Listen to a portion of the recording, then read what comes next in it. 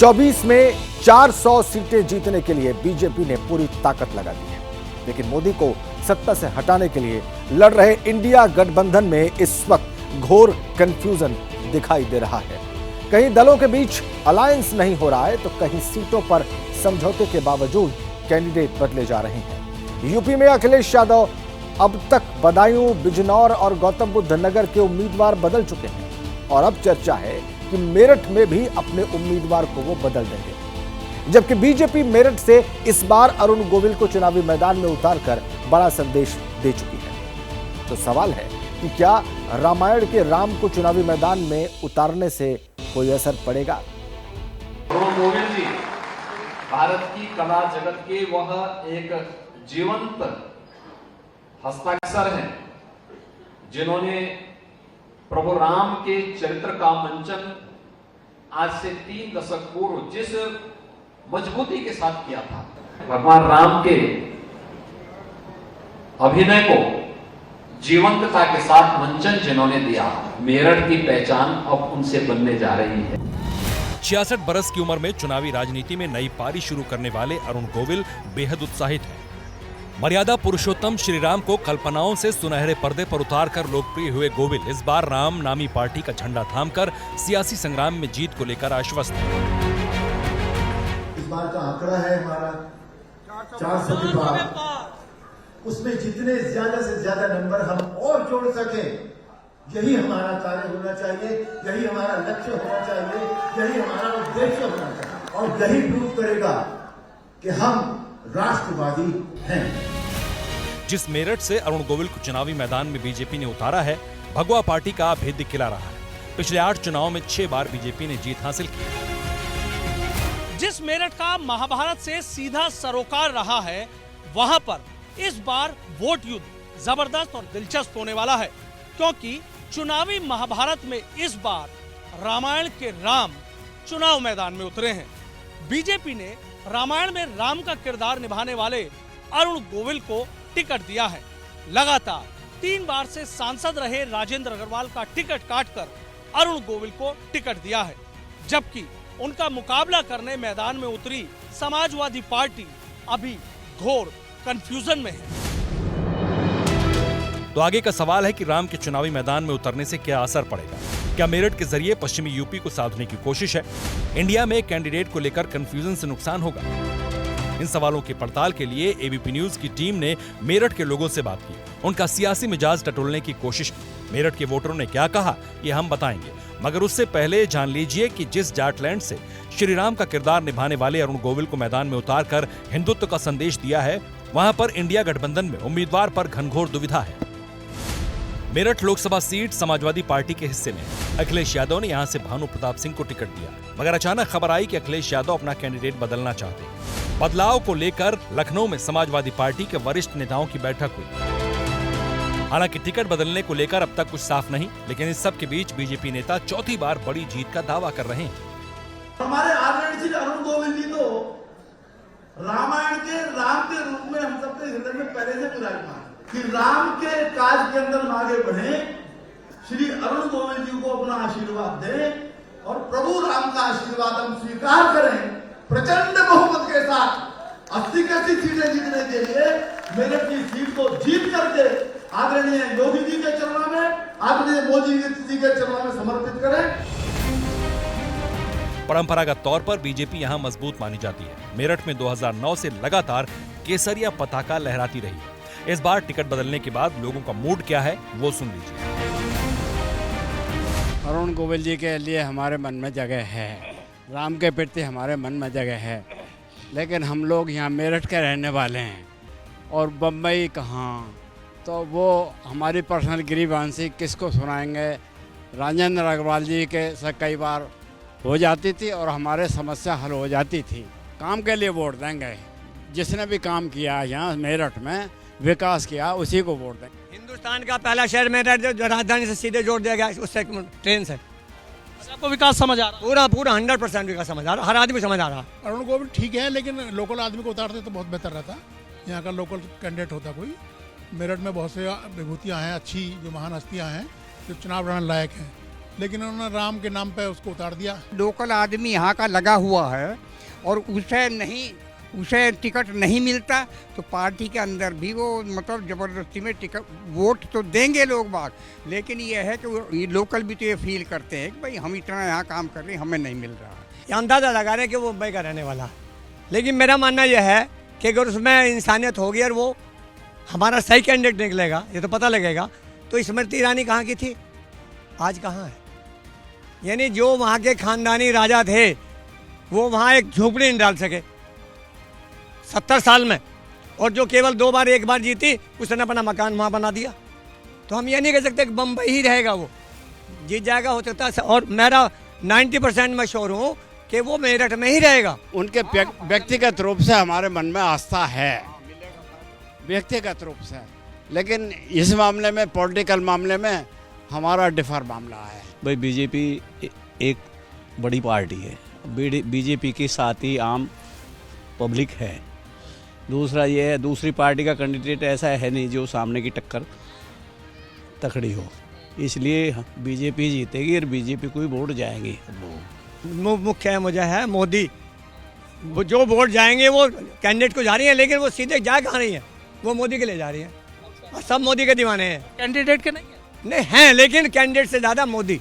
लेकिन जैसे कह रहे हैं कि बहन जी हैं, हाथी लाके खड़ा कर देंगे सामने, साइकिल भी आ जाएगी सामने, फूल कहाँ से आ जाएगी? अभी तक ढेला भर तो काम उनका है नहीं, अब सारे ही इकट्ठे हो गए। क्या नाम, हम भी लड़ेंगे जी, हम भी लड़ेंगे। उससे कुछ काम लोगों को ये दिखाई देता है कुछ काम भी हमारे लिए होगा, नहीं होगा। समूचे देश में विख्यात रहे अरुण गोविल मूलतः मेरठ के ही रहने वाले हैं। दूसरी बड़ी बात यह है कि सियासी तौर पर बीजेपी का गढ़ रहे मेरठ में जातीय समीकरण के हिसाब से गोविल फिट है। मेरठ में मुस्लिम वोटर सबसे ज्यादा हैं। इनकी आबादी करीब 5.5 लाख है। दूसरे नंबर पर दलित हैं, इनकी संख्या करीब 3 लाख है। तीसरे नंबर पर वैश्य हैं, इनकी आबादी करीब 2.5 लाख है। चौथे नंबर पर ब्राह्मण हैं, जिनकी आबादी करीब 1.5 लाख है। 5वें नंबर पर जाट वोटर्स हैं, जिनकी आबादी करीब 1 लाख है।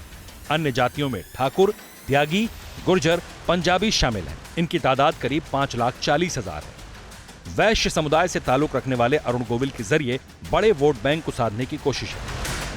ऐसे में लोगों का क्या कहना है, सुनाते हैं। राम आए हैं, इससे बढ़िया बात क्या होगी। जीतेंगे, और वैसे भी हम सब तो बीजेपी के साथ ही हैं। अयोध्या में इन्होंने वनवास देखा इन्होंने, तो मेरा मानना है कि इन्हें अयोध्या से ही चुनाव लड़ाना चाहिए था, है ना, और ताकि इन्हें ऐसा ना लगे कि मुझे आज भी वनवास दे दिया, इतनी दूर बैठा दिया यहाँ पे, ये भी एक तरह का वनवास ही है। इतनी दूर वनवास दे दिया है कि अगर अयोध्या से देते तो शायद सक्सेस हो सकते थे, लेकिन यहाँ का हमें नहीं मालूम इस चीज़ का। लेकिन ये भी मालूम है, हम बचपन में थे कि इनका रेजिडेंस भी यहीं का है, मेरठ का ही है, इसलिए हो सकता है कि एक तरफा वोट जाए बीजेपी के लिए। अरुण गोविल को मेरठ तो मेरठ के सराउंडिंग क्षेत्र में जो भी 4-5 लोकसभा सीटें हैं, इन पे भी उसका इफेक्ट पड़ना है। हाँ, जो कुछ सीटें बीजेपी की ऐसी लग रही थी कि कुछ कमजोर हैं, अरुण गोविल जी के आने से वो भी मजबूती पे होगी। जो बिखरी हुई स्थिति थी मेरठ में, जो आपसी द्वेष भाव था ये आपकी भाजपा में, वो सब खत्म होकर एकजुटता हो गई है। और अरुण गोविल की जो छवि है वो पूरा इंडिया जानता है, इससे अच्छी छवि हो ही नहीं सकती। उन्हें तो राम मान के आज भी लोग पूजते हैं, तो उनकी तो जय जयकार रहेगी। हम बीजेपी को नहीं जानते, हम तो हमारे यहाँ बसपा है, बसपा ही रहेगी जिंदगी भर, मरते दम तक, जब तक हमारी साथ चलेगी बसपा ही है। जैसे कि मैंने देखा है 5 सालों में बीजेपी ने बहुत सारा वर्क किया है, तो उस अकॉर्डिंग बहुत अच्छा है। लेडीज़ के लिए, पावर के लिए, गर्ल्स पावर के लिए बहुत अच्छा है। बीजेपी में कोई भी आए, वो बीजेपी ही आनी चाहिए सरकार। जैसा उनका चरित्र दिखाया गया नॉर्मल लाइफ में, वो पॉलिटिक्स में आके इससे भी अच्छा करेंगे, और शायद थोड़ी पॉलिटिक्स भी हमारी अच्छी हो जाए ऐसे लोगों के आने से।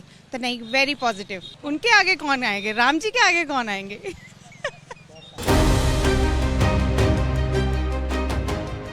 गोविल के पक्ष में लोगों को गोलबंद करने के लिए योगी आदित्यनाथ ने मोर्चाबंदी शुरू कर दी। चौधरी चरण सिंह विश्वविद्यालय के नेताजी सुभाष चंद्र बोस प्रेक्षागृह में बीजेपी के प्रबुद्ध वर्ग सम्मेलन में शिरकत की। माननीय मुख्यमंत्री आदरणीय योगी आदित्यनाथ जी आज मेरठ की पावन धरा पर आए हैं। एक बार जोरदार स्वागत उनका आपके तालियों से होना चाहिए। 31 मार्च को प्रधानमंत्री नरेंद्र मोदी मेरठ से चुनावी रैलियों की शुरुआत करेंगे। ऐसे में बीजेपी समर्थक उत्साहित हैं। अब जो अयोध्या में राममय माहौल था, मेरठ में पूरा राममय माहौल हो चुका है। और जो 2 लाख वोट से जीतने का अपना प्रयास कर रहे थे, अब हम कहीं गुना ज़्यादा जीतेंगे। पूरा माहौल चेंज है, सारा ही रहते हैं। और अब की बार 400 पार, पूरे भारी मतों से राम जी जीतेंगे हमारे। कोई भी आवंटन होता था तो प्रत्याशी हाथ जोड़कर वोट मांगते थे। इस बार क्या होगा, जनता हाथ जोड़ेगी भी और वोट भी देगी। मुकाबला ऐसा दिलचस्प है कि जिस व्यक्तित्व को हम लोगों ने सिर्फ धारावाहिक में देखा, आज वो हमारे सबके सामने है। ये हमें सौभाग्य प्राप्त है कि हम महिला मोर्चा उनके लिए वोट मांगेंगे सबके लिए, और उनको रास्ते लग करके संसद भेजेंगे। मुकाबला तो दिलचस्प होगा और जीत भी राम जी की होगी, क्योंकि ये जो मेरठ है वो रावण की ससुराल कही जाती है। और ससुराल में घुस के अगर राम जी जीत जाए तो पहले की तरह हो जाएगा, जैसे लंका में घुस के राम जी जीते थे, इस बार भी ऐसे ही होगा। राम का मुकाबला किसी से ना तो मेरठ में है न किसी पूरे देश में है। जैसे 22 जनवरी को राम लला के रूप में अयोध्या में आए थे, इसी प्रकार से हापुड़ मेरठ लोकसभा में घर घर रामचंद्र जी जाएंगे और रामचंद्र जी के रूप में ही अरुण गोविल जी को देखा जाएगा और भारी मतों से जीतेंगे। इनकी टक्कर में कोई नहीं है, मत पड़ो चक्कर में, कोई नहीं है टक्कर में। सिर्फ और सिर्फ राम लहर है। मोदी जी 400 पार, और उसमें एक फूल जो है हमारा मेरठ से होगा अरुण गोविल जी के नाम से, जिन्होंने राम का रोल इतना बखूबी किया। आज लोग देखेंगे हमारी लोकसभा में राम आए हैं। और हम बहुत भाग्यशाली हैं कि राम हमारे यहाँ आ गए हैं और पूर्ण 400 के पार हम बहुमत करके दिखाएंगे। जिस तरह अयोध्या में राम लला आए हैं, उसी प्रकार मेरठ में राम भी आ गए हैं। और अब मेरठ में राम राज्य आने वाला है। मोदी जी और योगी जी इस बात के लिए तैयार हैं। बिल्कुल दुश्मनों का, माफिया का सब विनाश हो गया है। अब रामचंद्र जी की बारी है, इसीलिए रामचंद्र जी मेरठ में आ रहे हैं। राज की लश्की करो तैयारी, आ गए हैं भगवातारी। जय श्री राम। मुकाबला राम का रावण से था, रावण है ही नहीं तो मुकाबला किससे होगा। इसलिए राम का मुकाबला किसी से नहीं है। राम का मुकाबला न था, न रहेगा, न आगे भविष्य में कभी होगा। इसलिए जय जय श्री राम।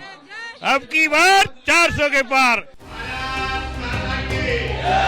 2019 के चुनाव में समाजवादी पार्टी और आरएलडी ने ये सीट बीएसपी को दी थी। बीएसपी के हाजी याकूब कुरैशी चुनावी मैदान में उतरे थे। करीब 4000 वोट से कुरैशी ये चुनाव हार गए थे। तब अलग रही कांग्रेस के कैंडिडेट को करीब 35,000 वोट मिले थे। मगर इस बार समीकरण उल्टा है। इस बार बीएसपी अलग चुनाव लड़ रही है, जबकि कांग्रेस और एसपी साथ हैं। बीएसपी ने देवव्रत त्यागी को चुनावी मैदान में उतारा है। एसपी की ओर से अब तक भानु प्रताप सिंह है, जबकि एआईएमआईएम ने मोहम्मद अनस को टिकट दिया है। ऐसे में सियासी हवा का रुख इस बार किस तरफ दिख रहा है, इसे जानने के लिए एबीपी न्यूज के रिपोर्टर ने कुछ और लोगों से बात की। मेरठ का मुकाबला कोई मुकाबला नहीं कर सकता। अब राम अरुण गोविल जी आए हैं, इनका मुकाबला कोई नहीं करता, क्योंकि अब लोग सब पैर छूते हैं, बाहर निकलते हैं तो लोग पैर छूते हैं। तो मेरठ में आए तो भगवान राम आए हैं, तो राम समझ के इनको अयोध्या में राम है और यहाँ भी राम आ गए हैं। तो अब मेरठ का जो है सबसे बढ़िया भविष्य जो है चमक जाएगा। मेरठ में राम राज चल चुका है, 400 पार भारतीय जनता पार्टी की सरकार बनेगी और हम जीतेंगे। इस सीट पर आदरणीय अरुण गोविल जी को उतारने से भी बड़ा प्रभाव पड़ेगा और हम पश्चिम की सारी सीटें जीतने जा रहे हैं। 400 पार तो होंगी और सारी की सारी यूपी की सीटें हम जीतेंगे। अच्छी की अच्छी राम आ गए हैं, अब राम आ गए तो बहुत बड़ी जीत होगी। कोई मुकाबला मेरठ में नहीं बचा है। अब मुकाबला तो पूरे भारतवर्ष में कहीं नहीं बचा है। आदरणीय मोदी जी ने जो काम किया है भारत के लिए, पूरे विश्व में भारत का नाम किया है, अब कहीं मुकाबला नाम की कोई चीज रहने गई है, ये विरोधी दल भी कह चुके हैं। सियासी तापमान बढ़ने की कोई ज्यादा आवश्यकता नहीं है, 100% हो रही। अभी तो 400 पार की बात है, मुझे लगता है विपक्ष का खाता बहुत मुश्किल से कहीं कहीं खुल पाएगा। मेरठ में दूसरे चरण में 26 अप्रैल को वोटिंग है। अयोध्या में राम मंदिर बनाने के बाद मेरठ से रामायण सीरियल के राम को उतारकर बीजेपी ने बड़ा संदेश दिया है, जबकि मोदी विरोधी गठबंधन में अब तक कंफ्यूजन है। हालांकि अगले 30 दिनों में वोटर्स का मूड कितना बदलता है, ये अहम है। 21 मार्च को दिल्ली के मुख्यमंत्री अरविंद केजरीवाल को उनके घर से ईडी ने गिरफ्तार कर लिया था। पहली बार देश का कोई मुख्यमंत्री सलाखों के पीछे है। सबके मन में सिर्फ एक सवाल है कि दिल्ली को कौन चलाएगा।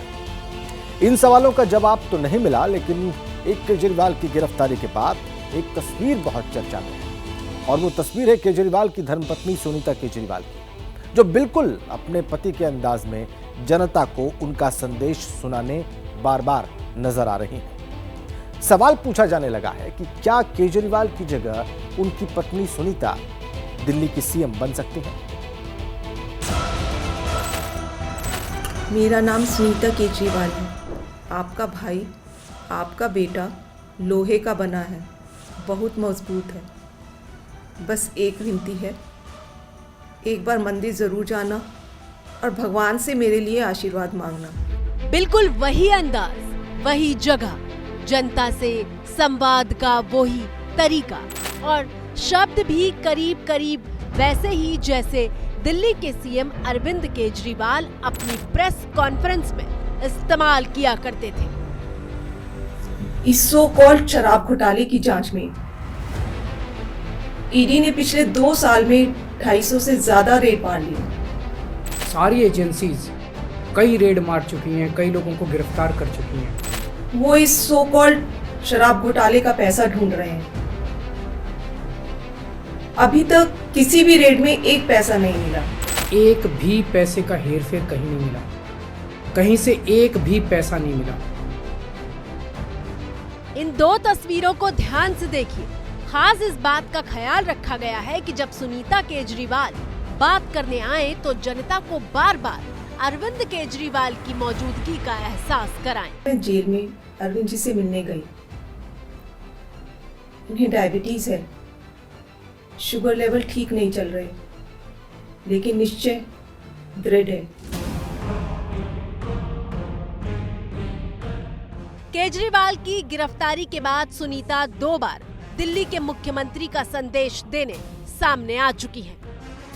2 दिन पहले उन्होंने दिल्ली की जल मंत्री आतिशी जी को संदेश भेजा था कि लोगों की पानी और सीवर की समस्याओं का समाधान किया जाए। बताइए क्या गलत किया? लोगों की समस्याओं का समाधान तो होना ही चाहिए। इस बात पर भी केंद्र सरकार ने आपके सीएम पर केस कर दिया। क्या ये लोग दिल्ली को तबाह करना चाहते हैं? फिर मुख्यमंत्री अरविंद केजरीवाल की वाइफ सुनीता केजरीवाल मीडिया के सामने आकर एक नया ड्रामा रचने की कोशिश कर रही थी। ये तो विक्टिम कार्ड खेलने की कोशिश की जा रही है ना, कि बेचारे हैं हम, तो बेचारा पॉलिटिक्स है जी, ये चलने वाला नहीं है।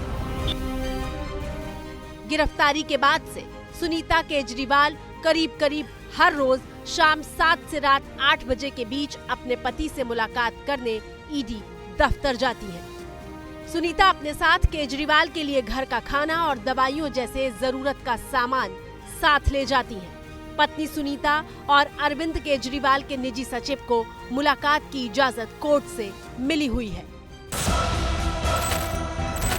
मेरा नाम सुनीता केजरीवाल है। यहाँ गौर करने वाली बात यह है कि केजरीवाल से ईडी दफ्तर में मिलने के लिए सिर्फ उनकी पत्नी जाती हैं। ऐसे में पार्टी और तमाम नेताओं की केजरीवाल से संवाद का सिर्फ एक ही जरिया है, वो है सुनीता केजरीवाल। वो केजरीवाल को बाहर का हाल बताती हैं और केजरीवाल के निर्देश मंत्रियों को देती हैं।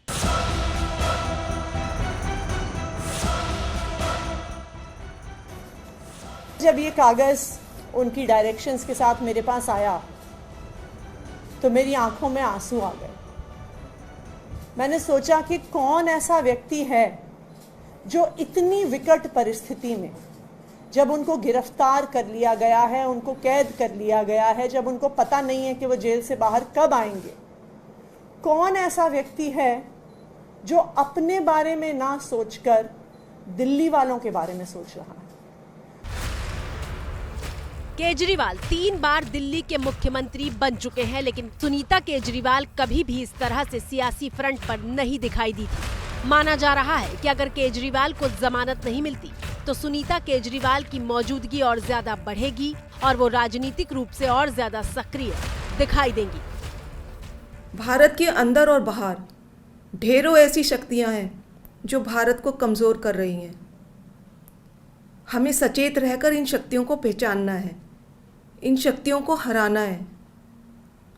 और भारत में ही ढेरों ऐसे लोग हैं, ढेरों ताकतें हैं जो देशभक्त हैं, जो भारत को आगे बढ़ाना चाहती हैं।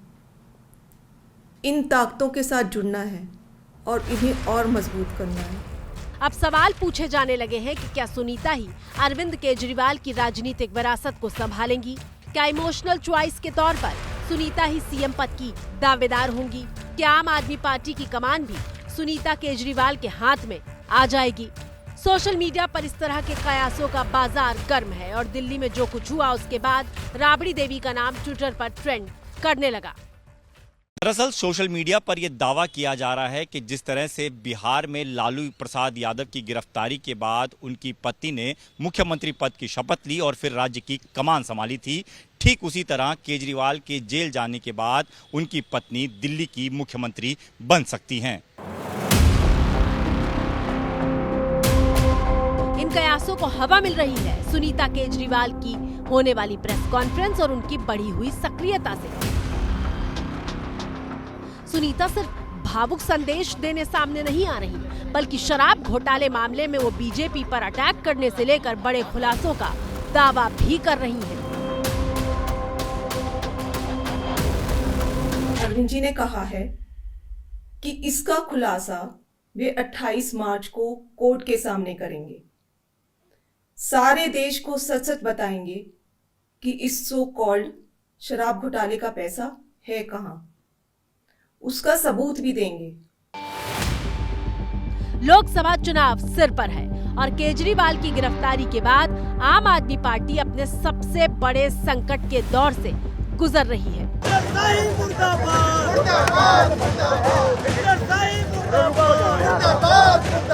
केजरीवाल को रिहा करो,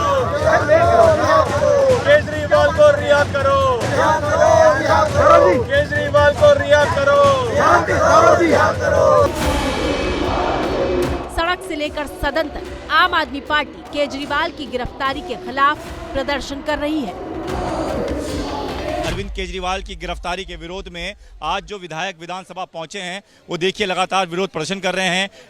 टी शर्ट पहन के आए हैं जिसमें लिखा हुआ है मैं भी केजरीवाल, और सदन से पहले ही ये तमाम विधायक टी शर्ट पहनकर गांधी प्रतिमा के ठीक नीचे बैठ गए हैं। आम आदमी पार्टी भी जानती है कि उनका सबसे बड़ा चेहरा केजरीवाल है और उनकी पार्टी की पहचान ईमानदारी की रही है, लेकिन लोकसभा चुनाव से ठीक पहले उनके हीरो पर ही भ्रष्टाचार के आरोप लगे हैं और ये पार्टी पर बहुत बड़ी चोट है। ऐसे में क्या सुनीता वो चेहरा बन सकती हैं जो आम आदमी पार्टी को इस बीच चुनाव समर में होने वाले नुकसान से बचा सके? देश की राजधानी में सुंदरकांड का पाठ हो या फिर दिवाली के मौके पर पूजा का आयोजन, सुनीता अपने पति और दिल्ली के मुख्यमंत्री अरविंद केजरीवाल के साथ ऐसे हर मौके पर साथ दिखाई दी है। सुनीता केजरीवाल एक पूर्व IRS अफसर हैं। 1993 बैच की IRS अधिकारी रही सुनीता ने 22 साल तक सरकारी नौकरी की है। 2016 में सुनीता केजरीवाल ने BRS ले लिया था, यानी केजरीवाल के दूसरी बार मुख्यमंत्री बनने के बाद से सुनीता घर संभाल रही है।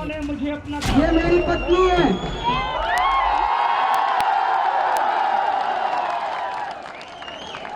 ये कभी भी सामने नहीं आती। दोस्तों, जो कुछ भी मेहनत मैं करता हूँ वो मैं मेहनत बिल्कुल नहीं कर पाता अगर मुझे इनका साथ नहीं मिलता। आम आदमी पार्टी में सुनीता केजरीवाल के पास कोई औपचारिक पद नहीं है, लेकिन माना जाता है कि पर्दे के पीछे रहकर वो पार्टी के कई अहम कामकाज का हिस्सा बनती है। कार्यकर्ताओं ने रात दिन मेहनत की और मेरे परिवार ने, उन्होंने भी खूब लग के मेहनत की, उन्होंने खूब सपोर्ट किया। आज मेरी वाइफ का जन्मदिन भी है। सभी बहनों को मेरा नमस्कार, सत श्री अकाल। दिल्ली में भले ही सुनीता कभी राजनीतिक रूप से सक्रिय न दिखाई दी हो, लेकिन पंजाब विधानसभा चुनाव में सुनीता ने आम आदमी पार्टी के लिए प्रचार किया था। आज मैं यहाँ पर भगवंत मान के लिए वोट मांगने आई हूँ आप सबसे। भगवंत, मेरे हस्बैंड भगवंत मान को अपना छोटा भाई समझते हैं, तो मेरे तो देवर हुए भगवंत। बहुत ही ईमानदार और बहुत ही अच्छे। पिछले 8 साल से आप सब ने ही जिताया है उनको। वो 8 साल से संगरूर से सांसद हैं और आप पंजाब की सेवा में लगे हुए हैं जब से। और अब पंजाब में वोट मांगने के बाद सुनीता सीधे अपने पति की कमी को पूरा करने के लिए आगे आती हुई दिखाई दे रही है। मेरे प्यारे देशवासियों, मुझे कल गिरफ्तार कर लिया गया। मैं अंदर रहूं या बाहर, हर पल देश की सेवा करता रहूंगा। मेरी जिंदगी का एक एक पल देश के लिए समर्पित है। हालांकि आम आदमी पार्टी इस मुद्दे पर सिर्फ एक ही बात कह रही है कि सरकार अंदर से चले या फिर बाहर से, लेकिन चलाएंगे केजरीवाल ही। दिल्ली के लोगों के लिए काम करना अरविंद केजरीवाल का, आम आदमी पार्टी का, सभी विधायकों का पहले भी लक्ष्य था और आज भी वही लक्ष्य है। इसीलिए दिल्ली के चुने हुए मुख्यमंत्री अरविंद केजरीवाल जी कल बाहर थे तो बाहर से काम कर रहे थे और आज जेल के अंदर हैं तो जेल के अंदर से काम कर रहे हैं। हमारा एक ही मकसद कल भी था, दिल्ली के लोगों के लिए काम करना। आज भी एक ही मकसद है, दिल्ली के लोगों के लिए काम करना। केजरीवाल को जब ईडी के समन मिलने शुरू हुए थे तो वो बार बार कह रहे थे कि बहुत जल्द उनकी गिरफ्तारी हो सकती है। एक फर्जी शराब घोटाला बना के उन्होंने हमारे संजय सिंह जी को गिरफ्तार कर लिया, सत्येंद्र जैन को गिरफ्तार कर लिया, मनीष सिसोदिया को गिरफ्तार कर लिया, विजय नायर को गिरफ्तार कर लिया। अब ये मुझे गिरफ्तार करने जा रहे हैं। सूत्र बताते हैं कि गिरफ्तारी से पहले अरविंद केजरीवाल ने अपने विधायकों और पार्षदों के साथ अलग अलग बैठकें की थी और इस बैठक में कुछ विधायकों और पार्षदों ने यह प्रस्ताव रखा था कि अगर अरविंद केजरीवाल जेल चले जाते हैं तो फिर उनकी जगह उनकी पत्नी सुनीता केजरीवाल को ले लेनी चाहिए, जिस पर बाकी विधायक और पार्षदों ने अपनी सहमति भी जताई थी। यानी केजरीवाल ने यह सुनिश्चित कर लिया था कि अगर वो जेल जाते हैं और सुनीता केजरीवाल सामने आती हैं, तो विधायकों में किसी तरह की कोई टूट ना हो और सरकार और पार्टी आराम से चलती रहे। मेरा नाम सुनीता केजरीवाल है। माना जा रहा है कि सुनीता केजरीवाल की 2 बार हुई प्रेस कॉन्फ्रेंस केजरीवाल के उसी प्लान का हिस्सा है। केजरीवाल और आम आदमी पार्टी की इसके पीछे 2 तरह की स्ट्रैटेजी हो सकती है। पहली, लोगों के बीच केजरीवाल को लेकर हमदर्दी पैदा करना। दूसरी, अगर केजरीवाल लंबे समय तक जेल में रहे तो उनकी जगह सुनीता केजरीवाल को पार्टी में स्थापित किया जा सके, ताकि आगे चलकर वो बड़ी जिम्मेदारी के लिए तैयार हो सके। हालांकि बीजेपी सुनीता केजरीवाल के सामने आने पर हमले और तेज कर चुकी है। आपने ये कहा कि दिल्ली के अंदर पानी की समस्या हो गई है, देखो दिल्ली के अंदर जाके कि कोई पानी की समस्या ना हो। आप जिस दिल्ली के मॉडल को, जिस केजरीवाल मॉडल को पूरे देश में बेचते थे, आपने पिछले 2 दिन के अंदर उसको एक्सपोज कर दिया। आपके 2 दिन जेल में जाते ही पानी की भी कमी होगी और दवाइयों की भी कमी हो गई। 31 मार्च को दिल्ली में आम आदमी पार्टी एक मेगा रैली की तैयारी कर रही है और माना जा रहा है कि इस रैली में सुनीता केजरीवाल प्रमुख वक्ता के तौर पर बयान दे सकती है। केजरीवाल कई मौकों पर अपनी पत्नी सुनीता केजरीवाल की तारीफ कर चुके हैं। वो बता चुके हैं कि कैसे संघर्ष के मौकों पर सुनीता उनकी ताकत बनकर साथ खड़ी रही है। ये तस्वीर उस वक्त की है जब केजरीवाल दिल्ली में बिजली और पानी के बढ़े हुए बिल के मुद्दे पर अनशन पर बैठ गए थे और एक पत्नी डायबिटीज का मरीज होने के बावजूद पति के अनशन में उसका साथ देने के लिए हर वक्त मौजूद थी। सुनीता और अरविंद केजरीवाल की लव मैरिज हुई है। दोनों की लव स्टोरी की शुरुआत IRS की ट्रेनिंग के दौरान हुई थी। ट्रेनिंग के बाद 1995 में दोनों ने शादी कर ली थी। दोनों के 2 बच्चे हैं।